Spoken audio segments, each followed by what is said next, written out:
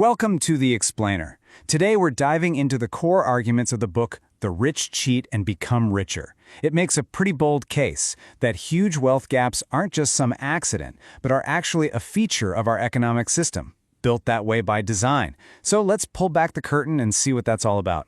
So right off the bat, the source frames this whole discussion with a really powerful idea. This quote from Plutarch, the ancient Greek philosopher, is here to remind us that this whole debate about rich versus poor, it isn't some new political issue. Nope. It's a fundamental challenge that societies have been wrestling with for thousands of years. So, to really get a grip on the problem as the author sees it, we have to look back.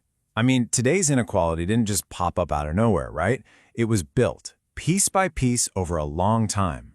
The source kind of breaks recent history down into three big chunks. First, you've got the Gilded Age, right? Think massive fortunes, robber barons, and just huge inequality. Then, after the Great Depression and World War II, you see this period of shared prosperity. The book says policy changes really helped the middle class get a foothold and grow.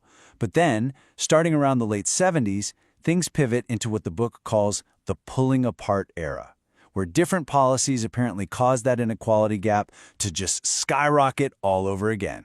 And wow, this number, it just puts that pulling apart era into such stark relief.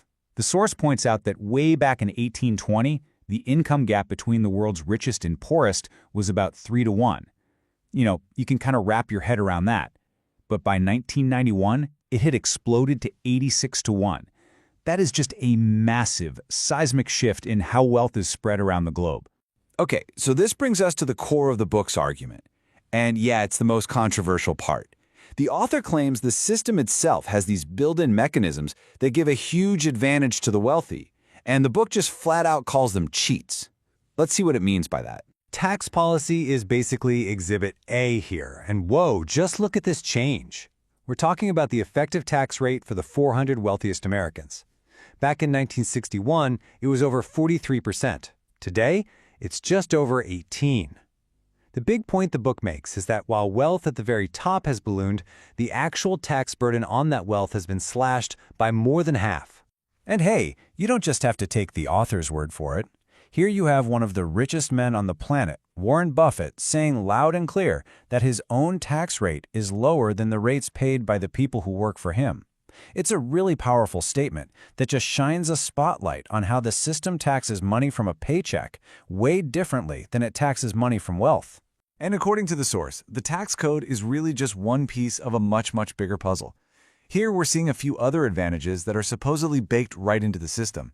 You've got carried interest. That's a loophole that lets some of Wall Street's highest earners classify their pay as investment gains, which, surprise, surprise, get taxed at a way lower rate than a normal salary. The source argues that when you mix that with lobbying power and all these complex ways to avoid taxes, you end up with a system that has a very clear thumb on the scale. All right, so let's flip the coin for a second and look at the other side of this.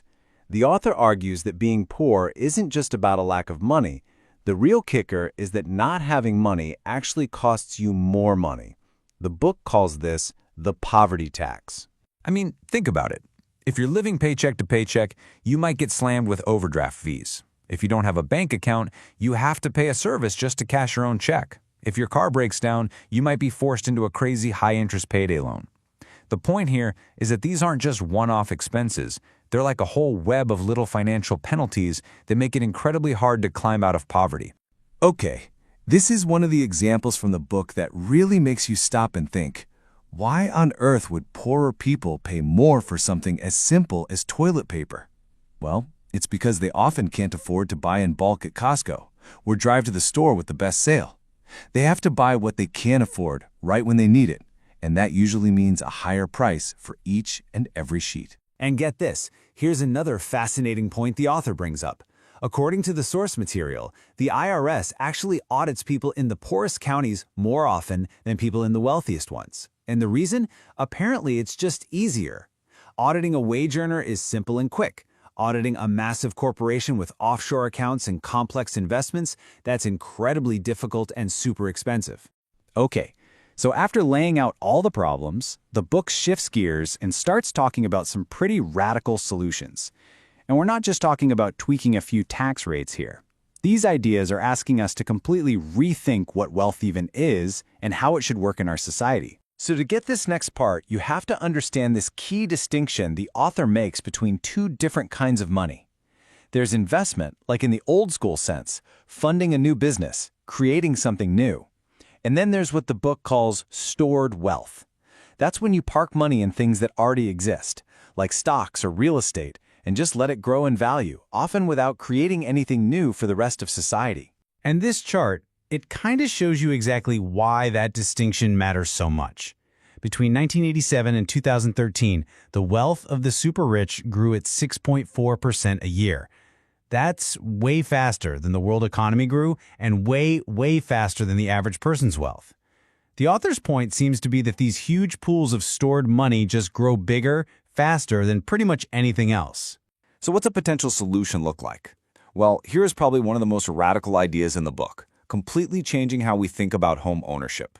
The goal is to start treating a home as a place to live, not a lottery ticket. The idea is that you couldn't make a profit by selling your main home. Instead, any increase in its value, say because a new park or school gets built nearby, would be captured by the government and reinvested into the community that created that value. It's a huge shift from housing as a wealth-building tool to housing as community infrastructure. And that really brings us to the final, challenging question that this book leaves us with. It pushes us to really think about what value even means. What if our entire economy was set up to reward the creation of new things instead of just the ownership of old things? What would that world actually look like? It's a huge question for sure, and definitely one worth chewing on.